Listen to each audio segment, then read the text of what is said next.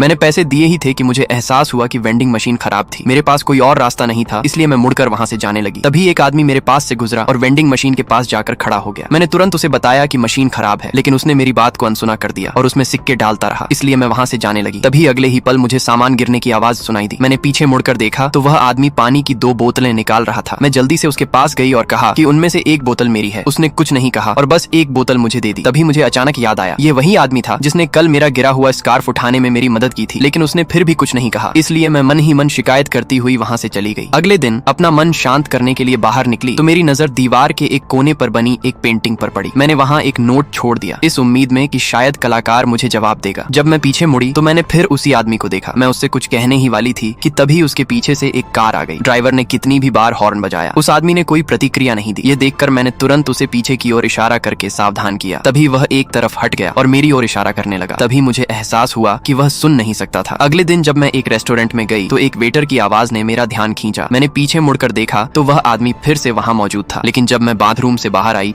तो मैंने देखा कि बहुत सारे लोग एक जगह इकट्ठा थे। पास जाकर पता चला कि नीचे की मंजिल पर आग लग गई थी। मैं भी बाकी सभी लोगों के साथ तुरंत बाहर भागी, लेकिन तभी मुझे उस आदमी की याद आई जो सुन नहीं सकता था। मैं तुरंत वापस अंदर गई, उसे पकड़ा और वहां से बाहर खींच कर ले जाने लगी। धुआं बहुत ज्यादा था, इसलिए मैंने अपना एकमात्र स्कार्फ उसे दे दिया और हम दोनों नीचे की ओर जाने लगे। जब मेरी आंख खुली तो मैंने खुद को पहले से ही अस्पताल में पाया। आगे क्या हुआ जानने के लिए कमेंट में पार्ट 2 लिखें। चैनल को लाइक और सब्सक्राइब करें। धन्यवाद।